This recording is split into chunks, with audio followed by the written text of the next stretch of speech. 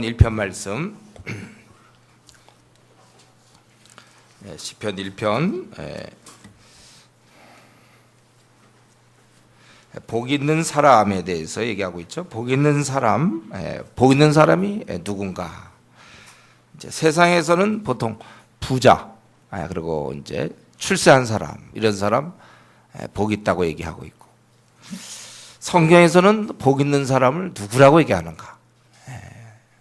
여러분들이 이미 다 공부해서 알겠지만 그래도 이 시간에 다시 한번 성경에서는 복 있는 사람을 누구라고 얘기하는가? 이제 악인과 친하지 않은 사람, 그런 사람을 복 있는 사람이라. 악인과 함께 지내지 않는 사람, 그 사람이 복 있는 사람이다. 성경은 그렇게 정의하고 있다는 거예요. 거기 보면은 1절에 복 있는 사람은 악인들의 꾀를 따르지 않고, 그 말 있잖아요. 이렇게 어떤 말하는 거, 거기에 이 뜻이 귀를 기울이지 않는다는 거예요. 누가 이런 뭐 안 좋은 얘기 할 때 그렇게 듣고 뭐 움직이고 이런 거 없어. 꾀를 따르지 않는다는 것이고, 죄인의 길에 서지 않는다는 것은 그들의 어떤 그 습관이나 방식 있잖아요. 삶의 방식. 그거를 또 따르지 않는다는 거예요.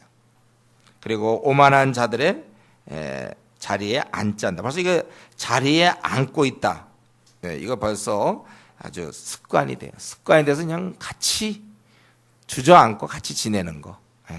그렇게 성경에서는 복 있는 사람은 이런 죄인들과 이렇게 좀 그건 뭐 그렇게 해야 되겠다는 결심이 아니라 이게 싫은 거예요. 그냥 그게 싫어야 되고, 그리고 오직 하나님의 그러한 말씀을 이제 즐거워하며 주야로 묵상하는 자다. 그러니까 이런 세속적인 것들에 대해서 관계를 끊고 교제를 끊고 하나님과 교제를, 결국 하나님과의 교제를 사모하는 사람이 복 있는 사람이다. 우리가 친구를 잘 사귀어야 되죠. 자기는 좀, 나는 그래도 신앙이 있다, 자기는 좀 괜찮다고 해서 그냥 함부로 죄 있는 사람들과 함께 지내다 보면 결국 그들을 물들게 되는 거예요. 자기는 좀 괜찮다고 생각할지 모르겠죠. 솔로몬도. 그러나 결국은 아내들의 얘기에 결국은 빠지게 되는 거란 말이죠. 그래서 우리가 친구를 잘 사귀어야 되는데, 우리 지금 한국교회 문제는 뭐죠? 이미 중고등학교 때 이러한 가르침을 많이 못 배워서 학교 친구는 원래 좋은 친구라고 생각하고, 이미 그래서 세상적인 거 다 물들어서 교회 다니는 중고등학생이나 교회 안 다니는 중고등학생이랑 그렇게 큰 차이가 잘 안 나요. 왜냐하면 그들은 벌써 이런 걸 잘못됐다 잘됐다 이런 기준이 확실치 않거든. 그럼 그런 것을 배우질 못했어요. 그래서 가정교육이 중요한 거고, 애들이 이제 중학교만 되면 이제 돈 벌러 나가야 되겠다. 그게 멍청한 생각이라는 거예요. 제가 그렇게 안 되거든. 그때부터 한참 배울 게 많아. 중고등 안 믿는 친구들로부터 얼마나 많은 영향을 받는데, 이제 제가 이제 자기 옷 입을 줄 알고, 뭐 숙제를 뭐 챙길 줄 알고, 혼자 왔다 갔다 할 줄 아니까 그때부터 이제 나는 못한 거를 내가 이제 직장 생활을 한다든가, 그 바람에 애를 정말 거의 한 6년 정도 생애 중요한 뼈대를 때 다 세상에 보내는 아주 위험한 시기인데 지금 그렇게들 하고 있고, 얘는 그러니까 이런 말씀을 잘 몰라요. 불신자와 이렇게 그들이 사실 죄인이고 이런 생각을 잘 못하니까 그냥 같이 친구야 이거잖아요. 친구야 어울리게 되는 거란 말이에요. 친구 중에 세상적인 애들이 얼마나 많은데. 그래서 우리 신앙 가정교육이 무척 중요하고, 벌써 뭐 초등학교 몇 학년만 되면 이제 슬슬 나의 뭐 자아실현을 해야 되겠다 이런 게 아니고, 자식들 다 망쳐놓고 무슨 자아실현입니까? 그래서 우리가 이러한 세속적인 이런 것을 우리가 가지고는 하나님을 잘 섬길 수가 없고, 두 가지를 같이 할 수가 없기 때문에 여러분, 이런 죄된 생활, 여기 오만한 자들의 자리에 앉는, 이미 그런데 물들은 거, 이것을 과감하게 단호하게 끊어야 된다는 것이죠. 이제 죄악을 힘써 끊은 만큼 또 힘써서 해야 할 일이 있다면 하나님 말씀을 가까이 한다. 2절에 이것은 결국 교제를 아주 원활히 한다는 것입니다. 여기 보면 주야로 즐거워하며 주야로 묵상한다고 그랬단 말이죠. 바로 그분의 음성을 이 땅에서 참된 소리가 어디서 들려옵니까? 하늘로부터 들려오는 거거든. 이 말씀으로부터 나오는 거예요. 이 음성을 자꾸 들어야 되고 이것을 2절에 있는 말씀을 실천하려면 하나님과 교제하려면 무조건 제일 중요한 것이 시간을 내는 것이지. 시간을 내지 않고 바쁜 상황에서 이거는 참 어려운 것입니다. 그러니까 제가 이제 슬슬 얘기하지만은 우리는 내가 어느 한 성경을 보고 뭘 하고 뭐 하고 막 그렇게 계획을 세우기보다는 더 좋은 방법은 그냥 성경을 끼고 사는 거. 요즘 보면 이제 스마트폰 끼고 살잖아요, 사람들이. 그냥 할 거 없으면 칙 이렇게 할 거 없으면 틱 이런다. 이제 괜히 카톡 이렇게 해보기도 하고 뭐 온 거 없나 이렇게 틱 해보고 그런 식으로 살면 돼요. 성경을 그렇게 끼고 살면 됩니다. 항상 성경을 늘 보고 성경을 끼고 살면 되는 거예요. 이 면에서 우리는 과연 성경 없으면 못 사는 사람들입니까? 정말 이런 말씀 있잖아요. 이 말씀을 실천하려면 주야로 묵상하는 거예요. 과장법이 아니고 그냥 주야로 늘 말씀을 묵상하고 가까이 하면서 살아야 된다는 거예요. 한마디로 얘기하면 이제 퇴근 후에 성경 보느냐 이렇게 물어볼 수도 있어요.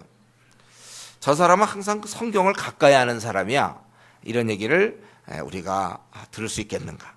저는 그래서 이런 면에서 복 있는 사람은 결국 하나님과 교제를 아주 늘 사모하고 주야로 말씀 묵상하는 늘 사모하는 이런 면에서 한국 교인 중에 이런 단계에 도달한 사람 이렇게 주야로 묵상하는 자라고 얘기해 줄 수 있는 사람 한 몇 프로나 여러분 될 것 같아요. 이 본문에 나오는 대로 복 있는 사람은 악인의 꾀를 쫓지 않고 그리고 오직 여호와의 율법을 즐거워하여 그 율법을 주야로 묵상하는다. 이런 얘기를 정말 들을 수 있는 사람이 현재 한국 교회 몇 프로나 될까요? 하루에 그저 20분 30분도 성경 못 보는 사람이 사실 현재 대부분 아닐까요? 그래서 우리가 지금 77 하면 한 10장 읽는 것도 굉장히 힘들어하는 사람 많이 있습니다. 그만큼의 시간을 내지 못하는 사람.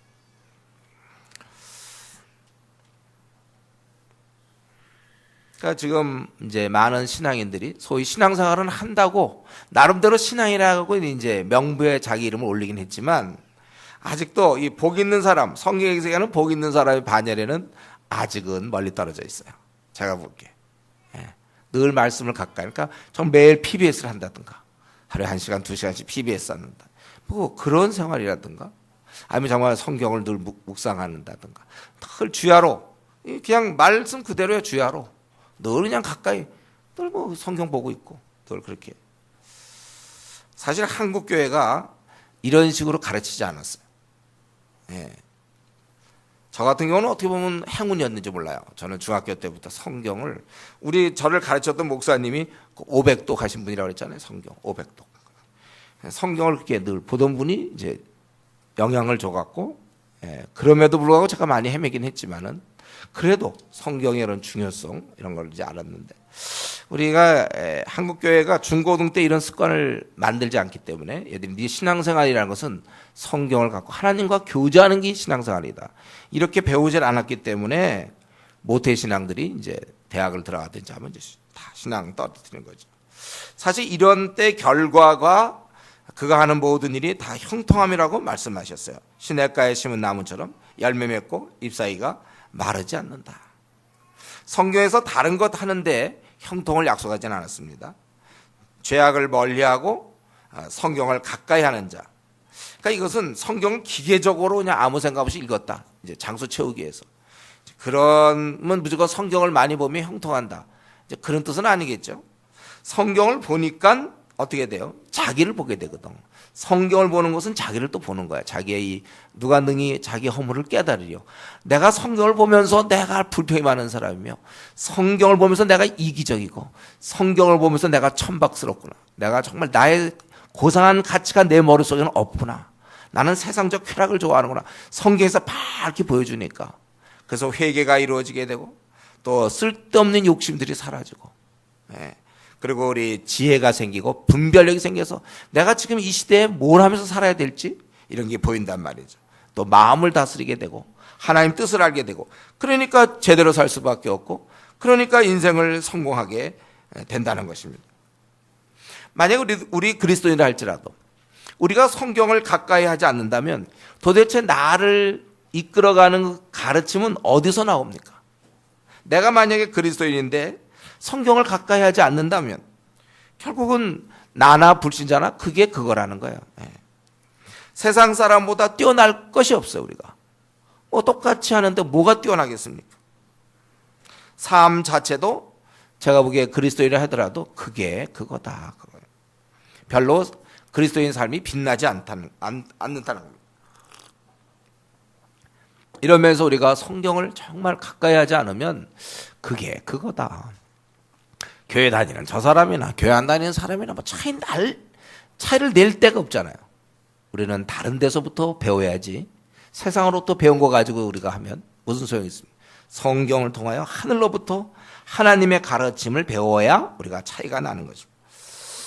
이에 비해서 복 없는 사람들, 그것은 악인이라고 얘기했어요. 아까 복 있는 사람은 6절에 보면 의인이라는 걸 알 수 있습니다. 이 복 없는 사람들, 이 악인들은 바람에 나는 겨와 같고 심판을 견디지 못하며 죄인들은 의인의 들 모임에 들지 못하고 악인의 길은 망한다. 이렇게 여기 보면 그 악인은 어떻다 이런 건 없지만 위에서 의인들이 하는 것에 결국 반대되는 사람들이 바로 악인이에요. 여기는 지금 결과만 나왔죠. 평소에 어떻게 했을까요? 악인들은 그들은 죄악을 가까이 하고 하나님 말씀을 멀리한 사람이죠. 즉 죄악을 뿌리치지 않고 대신 뿌리친 게 있다면 성경 말씀을 뿌리친 것. 이들은 바람에 나는 겨와 같다. 그래서 우리는 이 말씀을 가지고 의인들은 망한다 이 말씀을 자꾸 세상 기준으로 설명하면 안 됩니다. 신앙생활 엉망으로 해도 잘 나가는 사람 많은데요. 이제 우리가 이런 질문을 이제 그만해야 되겠죠. 교회를 안 다녀도 뭐 진급 잘 되고 연봉 많이 받고 뭐 자식 잘 되는데 우리가 그렇게 여기서는 4절, 5절, 6절에서 그렇게 나와 있지 않고 심판을 견디지 못한다고 그랬잖아요. 반드시 그런 의인들 모임에 들지 못한다는 것. 그러니까 인생의 이 악인 결과로 평가할 때 이것은 이 종합적 평가는 이 땅에서가 아니라 저 땅이라는 사실입니다. 그 땅, 거기서 판가름 난다는 거. 여기 보니까 그러므로 악인들은 심판을 견디지 못하며 이 땅에서는 그 말 속에는 잘 지낼 수 있다는 거야. 잘 지낼 수 있죠. 심판이 있다는 거예요. 그래서 사실 우리는 이 땅에서 뭐가 잘 풀리는가, 잘 안 풀리는가 이런 것이 중요한 것이 아니라 잘 살았는가 하나님 앞에서. 이게 더 중요하죠. 이 땅에서 내가 뭐 승진이 잘 되고 돈을 벌고 뭐 집을 장만하고 잘 나가네요. 뭐 그런 것이 중요한 것이 아니라 하나님 앞에서 잘 살았는가. 저 사람은 참 뜨거운 신앙을 갖고 있다 이거지. 미지근한 신앙을 갖고 있다. 이미 이건 못 산 거예요. 그거는. 우리는 이 땅에서 잘 지내는 것보다 하나님 앞에서 가치 있는 삶이 중요한 것입니다. 그래서 내가 지금 나 자신을 생각해보세요. 사회적 생활 뭐 그냥 잘 지내고 있습니까? 그거 말고 하나님 앞에서 지금 내가 하나님 앞에서 내가 정말 가치 있는 자인가? 하나님 나라를 볼 때 나는 참 중요한 인물인가?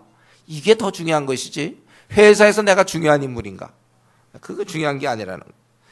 여러분 이 땅에서의 삶 앞으로 여러분들이 계속 살아갈 때 잘 풀려도 좋고 뭐 어떻게 되는데 이 땅의 삶은 뭐든지 다 중간 평가라는 걸 알 수 있어요. 최종 평가가 있단 말이에요. 그래서 그들은 심판을 견디지 못한다. 우리가 지금 마라톤을 한다면 보통 2시간 이상 뛰어야 되잖아요. 지금까지 10분 뛴 거예요. 10분 뛰어가지고 10분 동안 1등 한 겁니다. 그거 갖고 지금 그 사람이 금메달 딴다고 얘기할 수 없어요. 10분 동안 뛰어가지고 한 500m 뛸 동안 1등 한 거예요. 그건 소용없죠. 하나님 앞에서 그렇다는 거예요. 그렇기 때문에 여러분 악인의 잘 되면 부러워하지 마세요. 교회 안 다녀도 좀 잘 풀린다. 이런 얘기 유치한 얘기 하지 말란 말이죠. 심판이 있는데 그게 무슨 말이에요 그게. 우리가 이 잠깐의 생에 집착하고 또 이것 때문에 또 좌절하면 안 돼. 남은 이렇게 해도 잘 풀리는데 나는 교회는 다닌다 그러는데 나는 이게 뭔가. 이런 식으로 우리가 좌절해서는 안 됩니다. 우리가 하나님 앞에서 최후의 그것을 바라보는 자가 그 사람이 좀 똑똑한 사람이에요. 하나님의 분명히 우리는 주님 만날 거 이건 자명하지 않습니까? 자명하지 않나요, 여러분? 그리고 우리가 해왔던 모든 것을 직구하리라. 로마서 14장에. 내가 지금 하고 있는 말들 다 이거 하나님 앞에서 나중에 다 얘기해야 될 텐데. 그 지혜로운 자는 그날을 생각하는 것이지. 요때 내가 뭐 말 잘하고, 요때 내가 뭐가 잘 풀리고. 너무 근시안적인 것입니다. 우리는 지금 열매를 맺어가야 돼요. 결론적으로 말한다면 이 땅에 우리 두 길이 있습니다. 의인의 길과 악인의 길. 이제 우리는 이거에 대해서 어떤 게 의인의 길입니까? 이렇게 물어보면 안 되죠. 이미 다 나왔어요. 죄악을 멀리하고 하나님과 교제를 아주 항상 할 수 있는, 늘 가까이 갈 수 있는 그런 자가 의인이고, 이제 악인은 결국은 그렇게 그와 반대되는 사람이겠죠. 말씀을 등한히 하고, 그리고 죄인과 함께 어울리는 자가 악인일 텐데, 여러분 우리가 아무 길이나 막 가면 안 됩니다. 그리고 우리가 여기서 본문에 있는 것처럼 그러므로 5절에 악인들은 심판을 견디지 못하며 죄인들이 의인들의 모임에 들지 못하리라. 그래서 악인의 길은 반드시 망하는 것이다. 그래서 저와 여러분 항상 그날의 심판을 생각하면서 평소에 하나님 앞에 정말 이 말씀을 가까이 하는, 교제를 가까이 하는, 그동안은 내가 그런 신앙을 혹시 형성하지 못했다면 또 오늘부터라도 우리 40일 기도에 시작하면서 제가 하나님과의 교제를 가까이 하는, 그것을 제일 중요히 생각하면서 제가 그러한 삶을 살도록 해 주십시오. 기도하고 결심하고 항상 말씀을 가까이 하는 그러한 우리 성도 되기를 바랍니다. 기도하겠습니다.